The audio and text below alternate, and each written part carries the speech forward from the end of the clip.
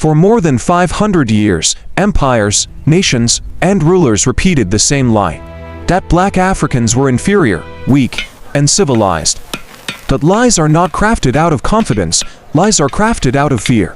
Fear of a people whose civilizations stretched farther than colonial textbooks would ever admit. Fear of kingdoms whose influence once crossed deserts, oceans, and centuries. Fear of warriors who would not submit.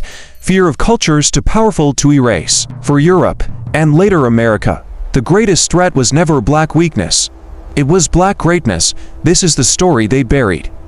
This is the fear they tried to hide. Before colonizers ever set foot on African soil, Africa was not waiting to be discovered. It was already alive, the Mali Empire, shining with gold, wealth, and universities. The Kingdom of Congo, built on organized governance and diplomacy. The Benin Empire, rich with intricate bronze artistry unmatched anywhere in Europe. The Swahili Coast, a global trade hub connecting Africa to Arabia, India, and China. The great Nubian dynasties that rivaled Egypt. Advanced ironworking societies in West and Central Africa. Thriving pastoral and agricultural systems designed over centuries. Europe knew this. They wrote about it. Scholars, explorers, and traders reported Africa's sophistication. But as they grew desperate for labor, land, and wealth, a truth emerged that terrified colonial powers. Africans were not inferior. Africans were strong enough to resist. Africans were powerful enough to challenge the world order. Every empire fears competition. Africa was competition. One of the greatest terrors of colonial powers was African unity. The possibility that millions of people across vast regions could organize, mobilize, and fight oppression as one. Europe believed, if Africans unite, the empire falls. This fear shaped everything that followed. Divide and conquer strategies, tribal manipulation, artificial borders, forced rivalries. The systematic destruction of African political systems, banning cross-community gatherings, criminalizing cultural celebrations and drumming, destroying or rewriting historical records. Colonizers understood the power of African unity long before Africans were allowed to. They knew that a united Africa could overpower any European military force. This is why unity was forbidden, not because unity was dangerous, but because unity was unstoppable. Contrary to popular myth, Africans did not go quietly. Resistance erupted everywhere. The Ndongo and Matamba resistance led by Queen Zinga. The Ashanti Wars against the British, the Zulu Kingdom under Shaka and Cetshwayo. The Maji-Maji Rebellion against German rule. The Dahomey Amazons, elite women warriors feared by European soldiers. Countless smaller revolts, uprisings, and escapes. Europeans quickly learned the truth. Africans were not easy to conquer. Africans were not passive. Africans were not submissive. They were strategic, disciplined, relentless, organized. Every African victory, big or small, terrified colonizers. Not because they feared defeat, but because they feared the example it set. If one group could resist successfully, millions more could follow. In diaries and travel logs, early European traders spoke obsessively about African physical strength. They described African soldiers and farmers with a mixture of admiration and fear. By the time the transatlantic slave trade began, this fear transformed into a racial ideology. Africans are dangerous because they are strong. Enslavers wrote laws specifically targeting African physicality. Shock collars, whipping towers, chains and iron masks, restrictions on movement, bans on group exercise or martial arts traditions, severe punishment for gatherings of more than 3 enslaved men.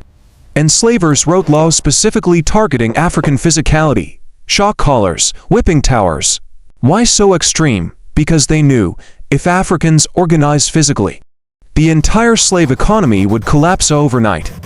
They didn't fear African weakness, they feared African power. Another myth colonizers tried desperately to maintain was that Africans lacked intelligence.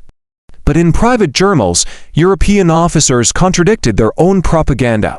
They described African diplomats as articulate, African mathematicians as advanced, African navigators as skilled, African traders as clever negotiators, African generals as fierce strategists. They feared African intelligence so deeply that they enacted strict laws against literacy. Teaching Africans to read was illegal. African languages were outlawed. Storytelling traditions were banned. Knowledge transmission was punished. Books, drums, and symbols were confiscated. Why keep a people uneducated? Because an educated African population was the greatest threat to white supremacy.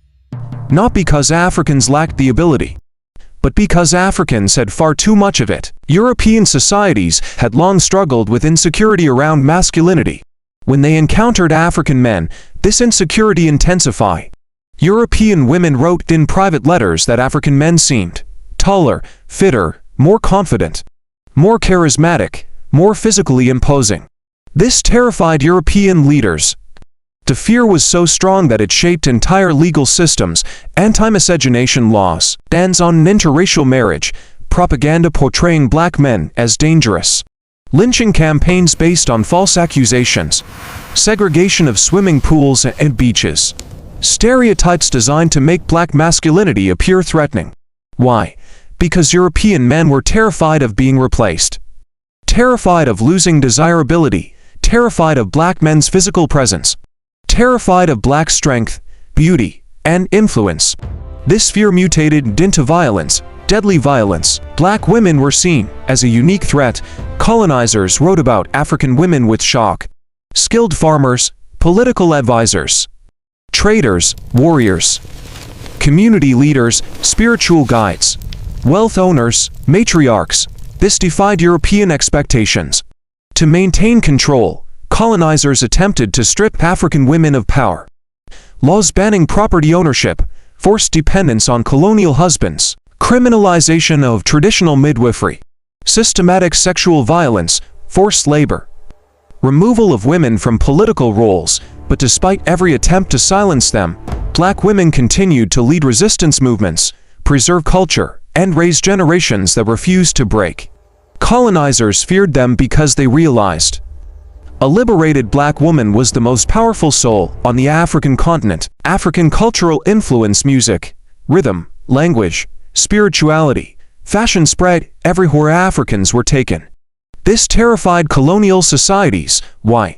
Because African culture was magnetic, irresistible, revolutionary, alive. African drums were banned because they could communicate over long distances. African hairstyles were banned because they symbolized identity and pride. African religions were banned because they built unity. African names were banned because they carried history. Yet despite everything, African culture survived. It evolved. It resisted assimilation. It influenced the world. Jazz, gospel, blues, hip-hop, rock and roll, samba, reggae, soul, spiritual practices and rituals, hairstyles worldwide, global fashion trends, language and slang, dance and rhythm traditions. Colonizers realized something terrifying. African culture could conquer the world without armies, guns, or war, just through the power of spirit. Across the Caribbean, Brazil, the US, and South America, enslavers lived in constant terror. Every day, every night, every hour. Why? Because rebellion was always close.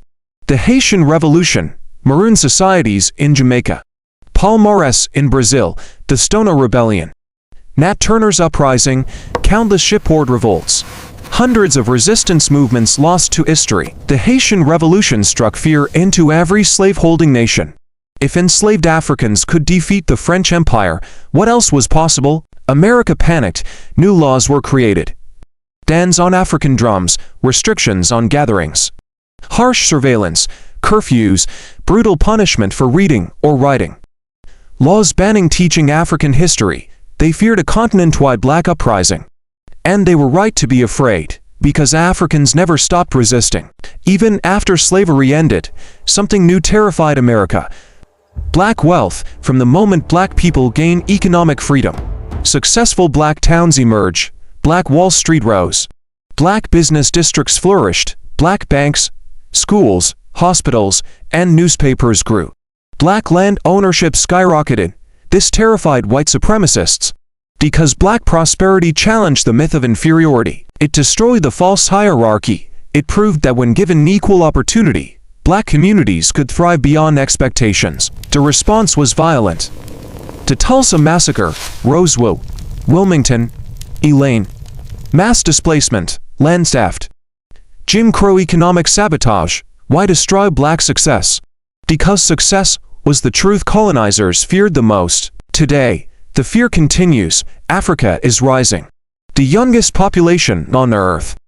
Rapidly expanding economies, rich natural resources, cultural dominance worldwide, political influence growing, innovative entrepreneurs, global technological growth, a massive diaspora influence. Africa's future equals global transformation. And that scares those who benefited from centuries of exploitation. Not because Africa is dangerous, but because Africa is powerful. At the core of every racist law, stereotype, policy, and system lies one simple truth. White supremacy feared competition, feared equality, feared greatness. Every attempt to dehumanize Africans, every lie, every law, every brutality, was a desperate attempt to cover up an uncomfortable reality. Black excellence was undeniable, from athletic ability, to intellectual brilliance, to cultural creativity, to military strategy, to artistic innovation, to spiritual depth, to resilience under oppression. Black greatness could not be erased, and that terrified the world. Black Africans were never a threat because they were violent, or inferior, or uncivilized. They were a threat because they were strong, unified, intelligent, beautiful, creative, resilient, courageous, unbreakable. The real fear was never black danger. The real fear was black potential, a potential that no empire could conquer, no law could contain, no propaganda could erase, no oppression could suppress. A potential that continues to rise, generation after generation. The world feared black greatness, and black greatness is exactly what changed the world.